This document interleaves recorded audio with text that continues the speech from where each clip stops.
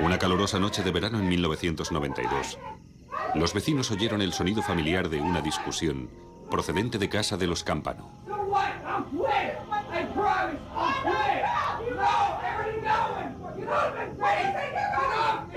Según Christopher Campano, su mujer salió de casa poco después de la pelea para calmarse.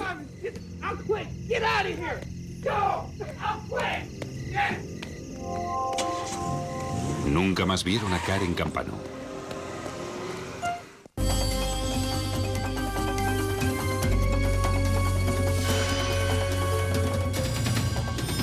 Crímenes imperfectos. La casa que rugía. Cuando desapareció, faltaban 2 semanas para que Karen Campano cumpliera 32 años. Acababa de volver a Oklahoma City después de visitar a sus 3 hijos que vivían en Nueva York, de vuelta al hogar que compartía con su tercer marido, Chris. Regresó de Nueva York y quería hablar de volver por lo de su familia. Y estaba triste. Chris y Karen Campano se casaron en diciembre de 1987. Los amigos los describían como una pareja extraña. Ella era 15 años mayor que Chris y era su tercer matrimonio, el primero de él. Fueron presentados por la mejor amiga de Karen, que además resultaba ser la madre de Chris. Chris daba tumbos, trabajaba en la construcción y pasó un tiempo en la cárcel por un robo menor. Karen era quien ganaba el dinero en casa. Trabajaba reclamando facturas para esta empresa de ajuste de créditos de la ciudad. La noche del 1 de julio de 1992, Chris y Karen tuvieron otra de sus frecuentes peleas, esta vez por su consumo de drogas.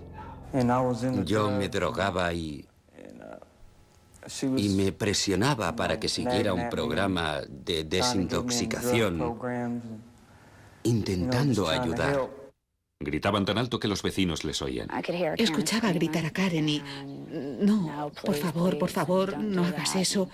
Apenas se distinguía lo que decían, pero gritaban mucho.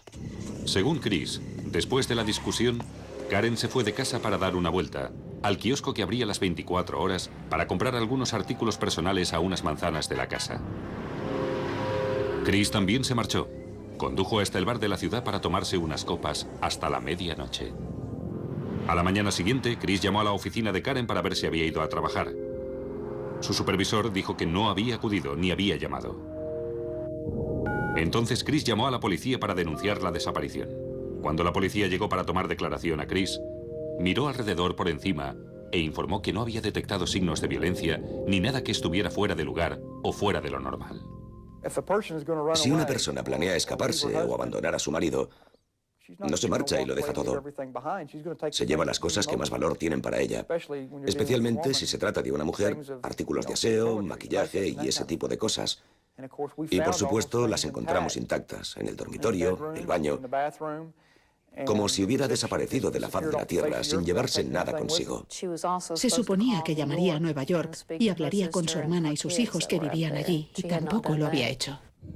Mientras la policía estaba en la casa, Chris mencionó que un ladrón había irrumpido la noche anterior mientras él estaba en el bar y que se había llevado algunos objetos. La policía pidió a Chris que firmara una renuncia para permitir el registro del lugar. Y no se opuso.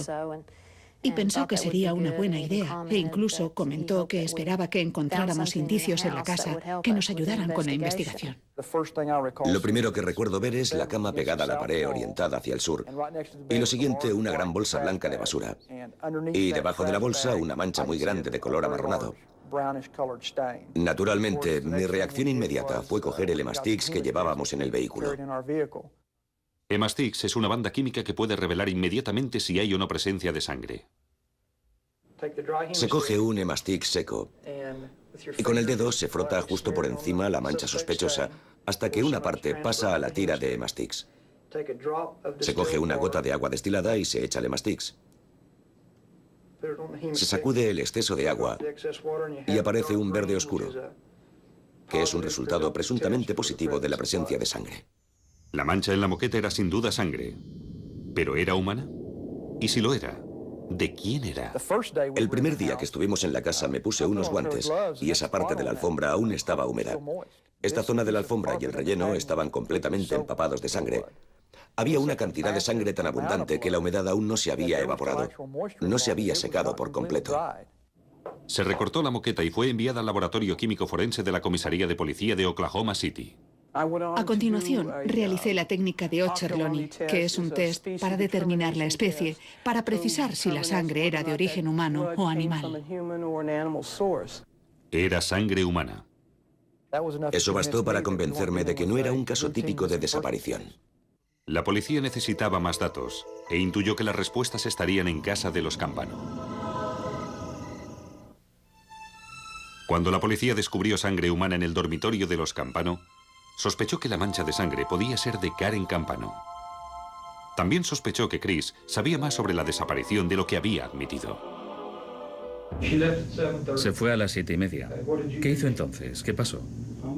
Me marché a un bar que... Durante el interrogatorio, Chris sostuvo que no sabía nada del paradero de su esposa, pero su coartada cojeaba. El camarero no recordaba haber visto a Chris Campano la noche del 1 de julio.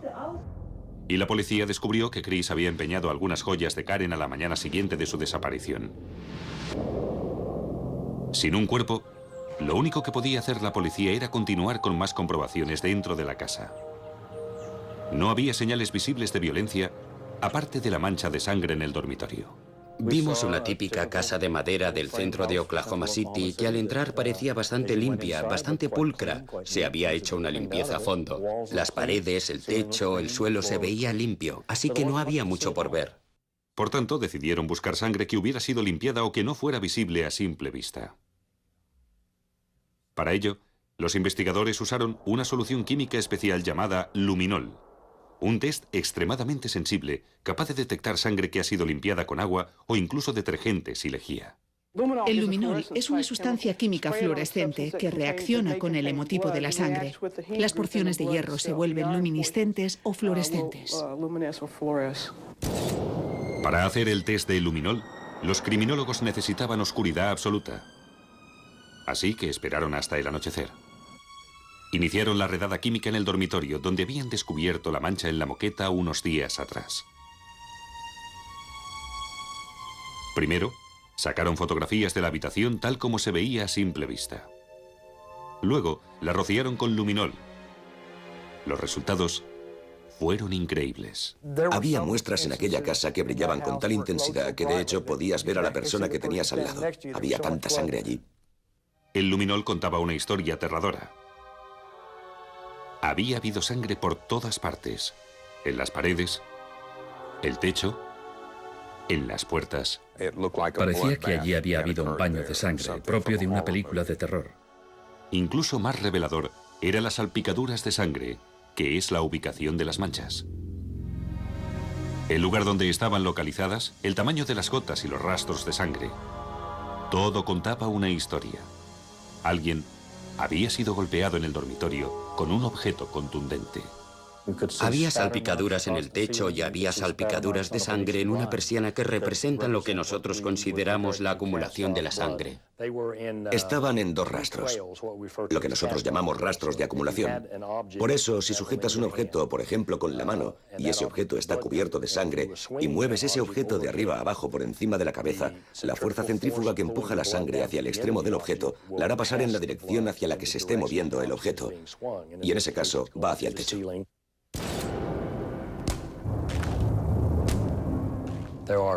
Hay dos trazos distintos, y puedes determinar que al menos hubo dos sacudidas con el objeto cubierto de sangre. Luego se aplicó luminol al resto de la casa, e incluso en las escaleras que dan a la calle y salidas. En un momento dado, hay una sacudida de sangre que va de la puerta de la cocina hasta el cuarto de la lavadora, que estaría a la altura de la cabeza si se cargara un cuerpo y hubiera que girar ese cuerpo de lado para que pasara por una puerta normal.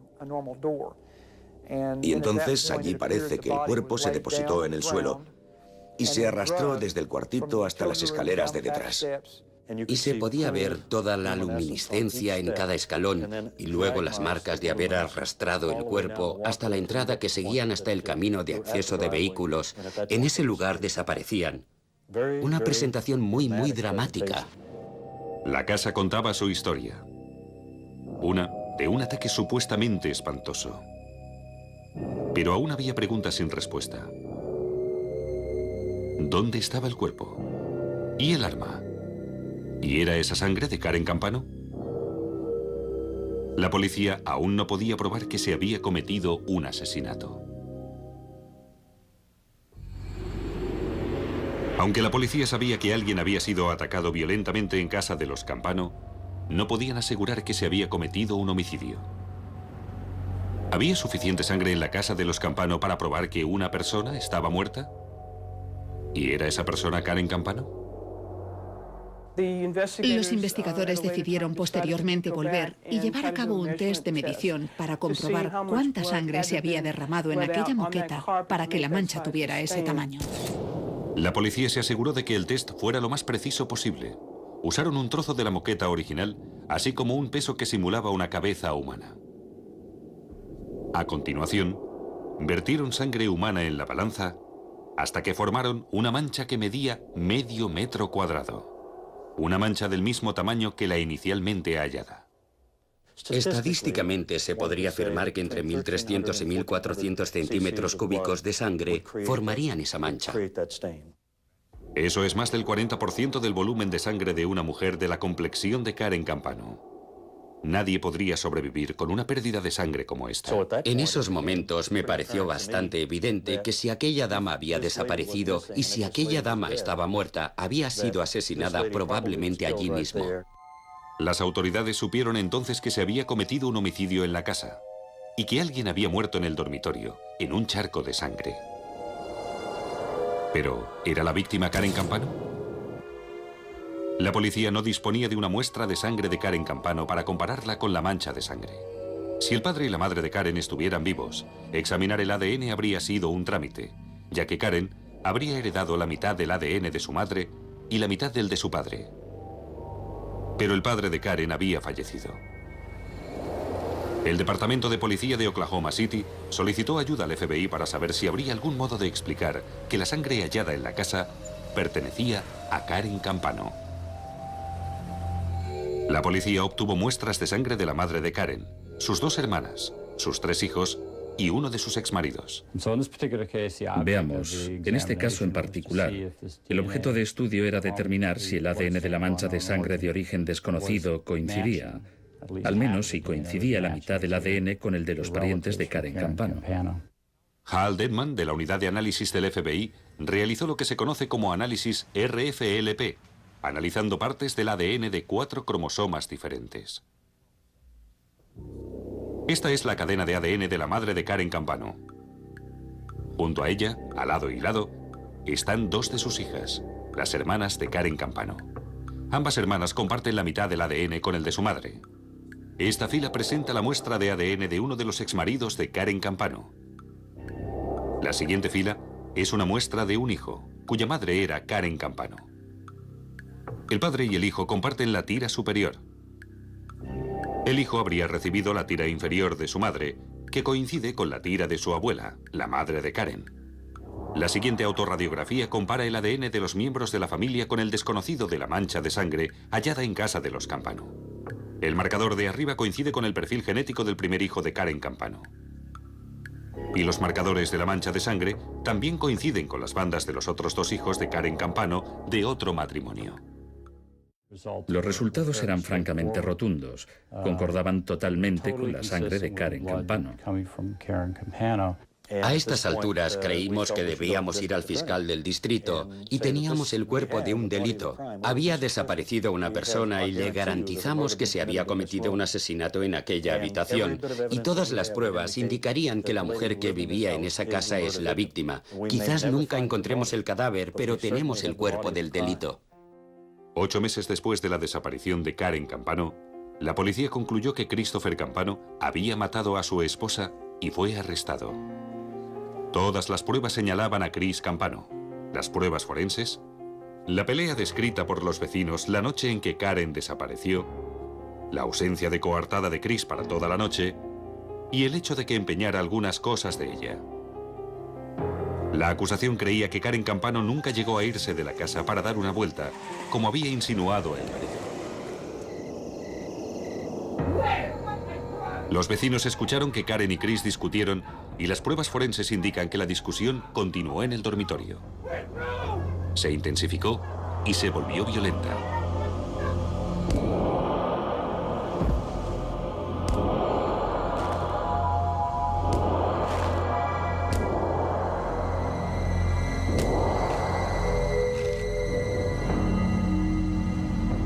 De pie junto a la ventana, Chris golpeó a Karen en la cabeza con un objeto sin punta, al menos 3 veces, posiblemente más, lo que produjo los rastros de sangre acumulada en el techo y en las paredes.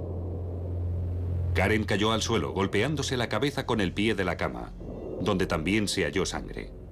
Mientras Karen yacía desangrándose por las fuertes heridas en la cabeza, Chris se fue al bar local. Necesitaba esperar a que los vecinos durmieran antes de deshacerse del cuerpo de Karen. Cuando volvió a casa, envolvió el cuerpo de Karen con una sábana, atado con hilo telefónico, y la llevó a través de la casa. Los tests con luminol demuestran que la cabeza de Karen había rozado la puerta, dejando un rastro de sangre que luego fue limpiado con detergente. Chris luego puso el cuerpo en el suelo y lo arrastró por la puerta secundaria de la casa hasta el coche.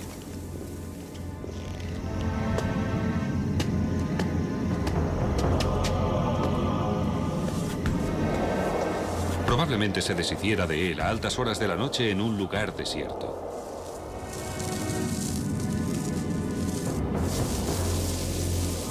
Al volver a casa, Chris eliminó todos los rastros visibles de sangre, dentro y fuera de la casa. El análisis de ADN reveló que la sangre hallada en la moqueta pertenecía a Karen Campano. Y el médico forense testificaría que Karen Campano había sufrido unas heridas en la cabeza horrendas durante el ataque, a las que nadie habría sobrevivido. La acusación estaba segura de la condena, aún sin contar con un cuerpo o un arma del crimen. Pensé que nunca encontraríamos el cadáver. Pero justo cuando se celebraba la audiencia preliminar, todo cambió. La policía encontró a Karen Campano.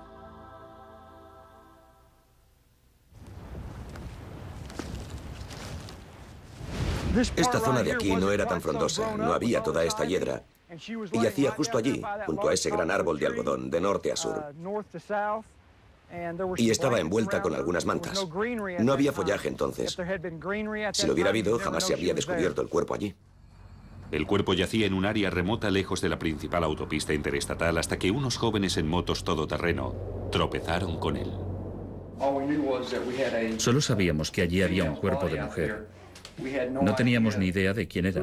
Claro que esperábamos que fuera Karen, pero no lo sabíamos. Hubo otro hallazgo importante. La policía descubrió un trozo de cheque debajo del cuerpo. Aunque no pudieron determinar para quién iba expedido, era un cheque de la petrolera Shell y enviado a alguien de Nueva York. Era un cheque de $83.34. Karen Campano era de Nueva York y su familia tenía una participación en una gasolinera de allí. Era nuestra primera prueba definitiva que teníamos en esos momentos. Había muchas posibilidades de que fuera Karen, pero por supuesto no lo averiguaríamos hasta que la identificaran mediante las fichas dentales y el ADN. Al menos era un indicio de que por fin habíamos encontrado lo que buscábamos. Al reconstruir los huesos del esqueleto, el cráneo presentaba unas fracturas terribles, probablemente al menos 15 golpes en la cabeza. Algunas fracturas separaban y fragmentaban totalmente el hueso, que se desprendió del cráneo. Para entonces, teníamos el suficiente material dental disponible y como sabíamos que esa mujer estaba desaparecida, fue relativamente simple llamar al Dr. Tom Glass. El Dr. Tom Glass dirige el Departamento de Odontología Forense de la Universidad de Oklahoma. Con la ayuda de las fichas dentales de Karen Campano y una dentadura casi completa hallada en el cráneo del cuerpo, la tarea del Dr. Glass fue bastante fácil. Mi trabajo es simplemente comparar las radiografías de la dentadura del paciente, las radiografías hechas por el dentista, con las radiografías de las mismas áreas tomadas sobre los restos de esqueleto. Tenía una dentista muy meticulosa que documentaba todas sus intervenciones. Y esa documentación favoreció que la identificación en el caso de Karen Campano fuera muy exhaustiva. Y un análisis de ADN del tuétano lo confirmó. Se habían disipado las últimas dudas. Personalmente me alegra que al final la encontraran, por la familia que tenía en Nueva York. Hablé con ellos largo y tendido por teléfono. Más tarde, durante la investigación, les conocí. Eran personas excelentes y establecí un fuerte vínculo con ellos. Esperaba que un día la encontraran para que la familia pudiera poner fin a sus miedos y ofrecerle un entierro digno. Y Christopher Campano confesó. El aspecto destacable del caso, la autopsia confirmó la teoría del fiscal sobre cómo había muerto Karen. Y esa teoría, recuerden, se basaba exclusivamente en el luminol, el análisis de los rastros de sangre y los tests del volumen sanguíneo. El maxilar, las mandíbulas, la nariz y los senos nasales fracturados. El cráneo tenía fracturas múltiples, pero la espina dorsal estaba intacta y solo tenía 3 costillas rotas. No es el sello de una persona que ha sido atropellada por un coche. Es el sello de una persona que ha sido golpeada repetidamente en la cabeza y la cara. Por eso era obvio que se trataba de un ataque. Sabía que no se había ido, no era su carácter, y supe entonces que él le había hecho algo. En ese momento. La policía y los expertos forenses habían resuelto un difícil rompecabezas. En conjunto contaba una historia. Era más que las simples piezas de un puzzle, unidas incluso hasta el final, cuando se encontró el cuerpo. Es como tener la mayor parte del puzzle. Sabes lo que es, incluso faltando piezas, sabes lo que es. Pero luego, al hallar el cuerpo, eso fue la última gran pieza que faltaba por encajar. En enero de 1994, un año y medio después del asesinato de Karen, Christopher Campano fue condenado de por vida. Su abogado defensor no pudo refutar las pruebas forenses. Eran demasiado contundentes. Una vez tomé la decisión de dar ese salto y aceptar las pruebas, mi función se simplificó. Entonces era cuestión de examinar los aspectos psicológicos del caso en vez de las pruebas forenses del caso. Sugerí al juez y al jurado que si el asesinato hubiera sido deliberado y metódicamente planeado, no se habría encontrado toda esa sangre. No habría sangre en la casa probablemente.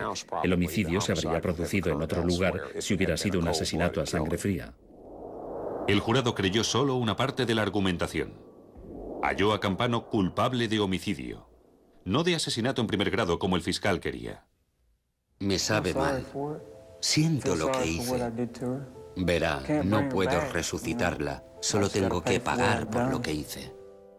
Christopher Campano fue condenado a 1000 años de prisión.